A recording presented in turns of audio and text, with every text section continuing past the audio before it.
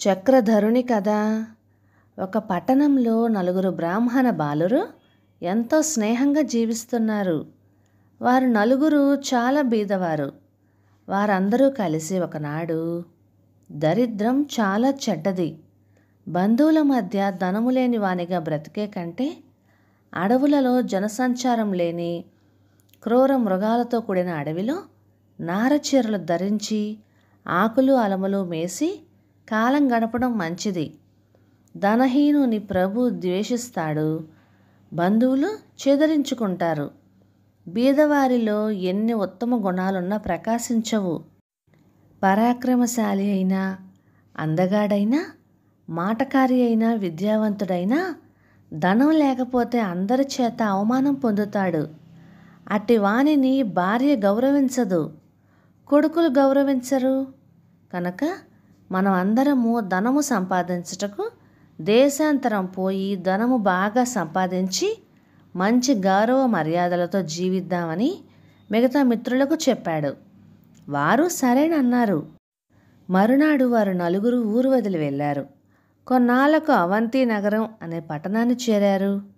ఆ పట్టణంలోని సిప్రా నదిలో స్నానం చేశారు. కాళేశ్వరుణ్ణి దర్శనం చేసుకున్నారు. అక్కడ వారికి భైరవానందుడు అనే యోగి కనిపించాడు.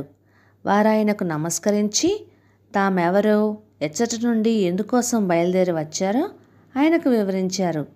తమకు ధనం దొరికే మార్గం ఏదైనా తెలపవలసిందని కోరారు. భైరవానందుడు సంతోషించి వారికి నిధులను తెలియచేసే సిద్ధవర్తులను నలుగురికి 4 ఇచ్చాడు. మీరిక్కడి నుంచి తూర్పు దిశగా వెళ్ళండి. అలా వెళ్ళినప్పుడు ఎవరి చేతిలో సిద్ధవర్తి కింద పడుతుందో అచ్చట ఒక నిధి ఉంటుంది. దానితో అతడు తృప్తి చెందాలి. మానవులకు తృప్తిని మించిన ధనం మరొకటి లేదు.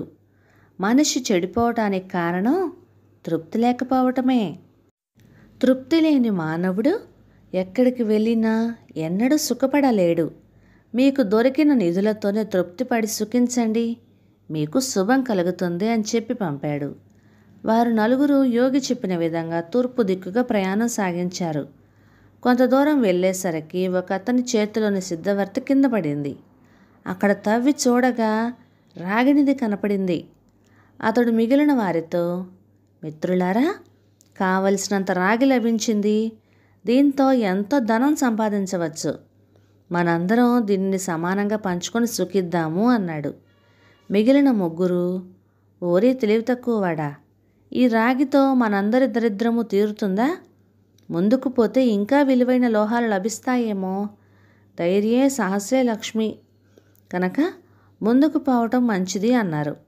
కానీ మొదటివాడు అందుకు ఇష్టపడక, మీరు వెళితే వెళ్ళండి, నేను రాను, నాకిదే 10,000 అనుకుంటాను అని రాగినిధి తీసుకొని ఇంటికి వెళ్ళాడు. మిగిలిన ముగ్గురు మరికొంత ముందుకు వెళ్ళారు. రెండవ వాని చేతిలోనున్న సిద్ధవర్తి కింద పడింది. అక్కడ తవ్వి చూడగా వెండి నిధి బయటపడింది. ఆ నిధితో సంతోషించి రెండవ వాడు అచట నిలబడిపోయాడు. మిగిలిన ఇద్దరు తృప్తి పడక వారి వారి అదృష్టాలు పరీక్షించుకునేందుకు ముందుకు వెళ్ళారు. మూడవ వానికి కొంత దూరం వెళ్ళేసరికి బంగారు నిధి దొరికింది. అతడెంతో సంతోషించి 4వ వానితో, మిత్రమా, బంగారాన్ని మించిన భాగ్యం మరొకటి లేదు కదా, కాబట్టి ఈ బంగారాన్ని ఇద్దరం సమానంగా పంచుకొని సుఖపడదాము అన్నాడు. కానీ 4వ వాడు అందుకు అంగీకరించలేదు. ఓరి మూర్ఖుడా, బంగారం విలువైందే, కానీ అంతకు మించి విలువన్న రత్నాలు, వజ్రాలు లభించవచ్చు కదా. నీవు నా వెంట వస్తే నాకు దొరికే నిధిలో నీకు వాటా ఇస్తాను, కాదంటే నీ కర్మ. నీవు ఈ చోటనే ఉండు, నేను మాత్రం ముందుకు పోతాను అన్నాడు. 3వ వాడు అందుకు అంగీకరించలేదు. నీవు వెళ్ళిరా, నేను మాత్రం రాను, నాకు ఈ బంగారు నిధి చాలు అన్నాడు. ఆ మాటలు విని 4వ వాడు ఒంటరిగా బయలుదేరాడు. అది ఎండాకాలం కావటం వల్ల సూర్యుడు మండిపోతున్నాడు. ఎండ వేడికి తాళలేక బాధపడుతూ దప్పిక అవుతున్న లెక్క చేయక అతడు మరికొంత దూరం వెళ్ళాడు. అక్కడ అతనికి తల మీద ఒక పెద్ద చక్రం తిరుగుతూ, ముఖమంతా రక్తం కారుతూ, బాధతో అల్లాడిపోతున్న పురుషుడు ఒకడు కనిపించాడు.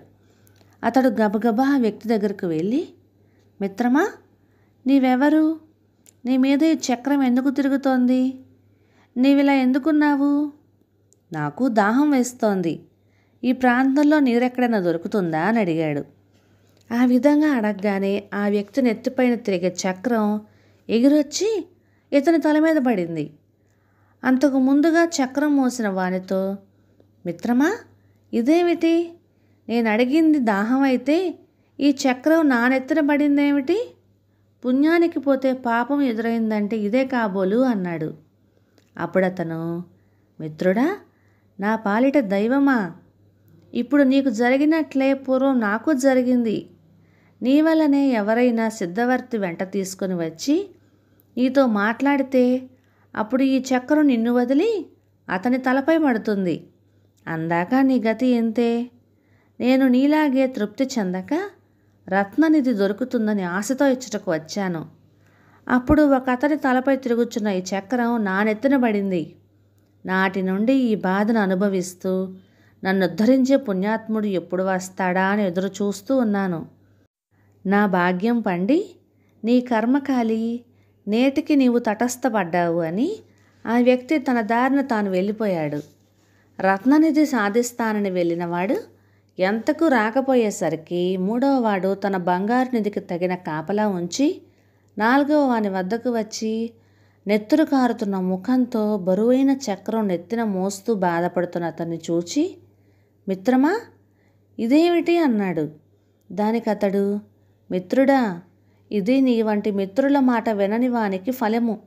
రాగి, వెండి, బంగారు నిధులు దొరికినప్పుడు వెనుదిరిగి వెళితే సుఖపడేవాన్నేమో. వానితో తృప్తి చెందక నేను బుద్ధిహీనుడనయ్యి అత్యాశకు పోయి ఈ ప్రమాదమును కోరి తెచ్చుకున్నాను. ఇది విధి వ్రాత, తప్పించుకొనడం ఎవరితరం కాదు అని చక్ర వృత్తాంతం అంతా తెలియచేశాడు. అది విని అతనిని నిందిస్తూ బంగారు నిధి లభించిన మూడవ వాడు, నేను ఎంతగానో చెప్పినా విన్నావు కావు. చదువుకున్నావు, సద్వంశంలో పుట్టావు, కానీ ఏం లాభం? బుద్ధి లేని వానిగా ప్రవర్తించావు. విద్య కంటే బుద్ధి గొప్పది. విద్య తక్కువగా ఉన్నా పర్వాలేదు, కానీ బుద్ధి లేకపోతే మాత్రం చాలా ప్రమాదాలు ఎదుర్కోవడం జరుగుతుంది. పూర్వం తెలివి తక్కువతనంతో చచ్చిన సింహాన్ని బ్రతికించి దాని చేత 3 మూర్ఖ పండితులు మృతి చెందారు. ఆ కథ వినిపిస్తాను విను అంటూ ఆ కథను వినిపించసాగాడు. నేటి భాగం సమాప్తం. తరువాయి భాగంలో మూర్ఖ పండితుల కథను విందాము. ఇక ఈ కథలు మీకు నచ్చినట్లయితే లైక్ చేయండి, షేర్ చేయండి, సబ్స్క్రైబ్ చేయండి మన ఛానల్ని. Thank you.